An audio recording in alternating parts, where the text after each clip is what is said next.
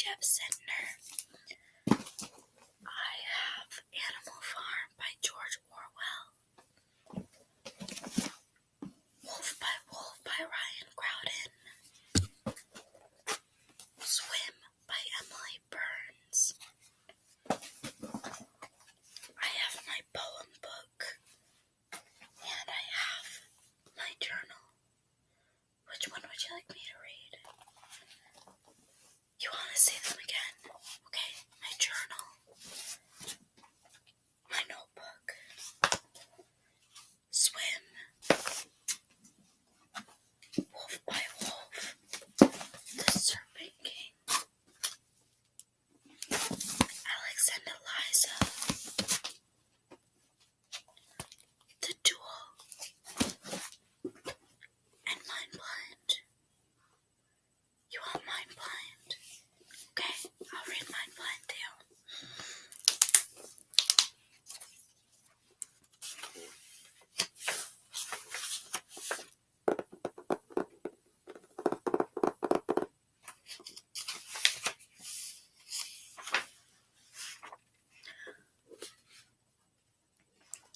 Open file.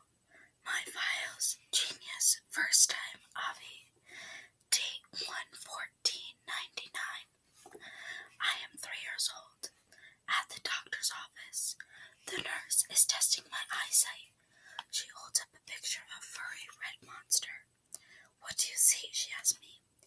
I stare at a point just over her right shoulder and reply, if your child is experiencing at least 3 of the following symptoms, ask your physician if Sendoxin might be right for her. The nurse does not move. My mother gets up from the chair on which she's been sitting and plucks one of the pamphlets off the counter display. She hands it to the nurse. Did your boy just read this? The nurse stares at the pamphlet, then at me. The furry red monster is now lying on the counter, forgotten. I guess his vision is all right, my mother says. The doctor walks into the room. Seems like you have a little genius. File, genius. Here, the nurse says. Really? The doctor kneels down and puts his face near mine. What's our genius's name? I'm inspecting a piece of thread that is hanging off my pants. What is your name? The doctor asks again. His words create a blast of coffee-scented air in my face. I really dislike the smell of coffee. Elmo, I say. E-L-M-O. Honey, tell him your real name, my mother prompts. I turn my head away from the doctor and mumble, Nathaniel. A bit louder this time, Dr. Coffee Mouth says. What is your name? Nathaniel Gideon Clark, I yell. The Surgeon General warns that more than 2 cups of coffee per day may be hazardous to the fetus in women who are pregnant. Okay. The doctor stands up. Nathaniel's lungs sound good. How about we take a look at the rest of him? While the doctor examines me, I go into my head files and create a new folder. I am Genes. Store images of the nurse who first said that new word. Close file. Later, I renamed the folder Genius. What is he? Some kind of genius? The cashier at the checkout asks. I've been watching the items pass over the moving belt. Beep, apples. Beep, paper towels. Last item. Beep, magazine. $33.10, I announce. The cashier says, he is right. That's a subtotal. What is he? Some kind of genius?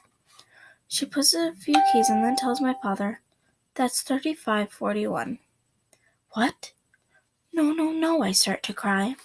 Stop it, Nathaniel, my father hisses. Behave. If I'm inconsolable and I have to be dragged out of the store. Back at home, my mother explains about sales tax and I calm down. The world makes sense when numbers add up. Close file. Subtotal plus sales tax equals total. Subtotal plus sales tax equals total. Subtotal plus sales tax equals total. Subtotal plus sales tax equals total. It looped around my brain for days until I shortened it. S plus ST equals T. I realized back then that making formulas for things relaxed me. I began carrying around a spiral notebook and writing formulas in it to explain the world around me. S plus ST equals T was my first written expression. As the world became more confusing, my notebook became notebooks, and my formulas became like friends.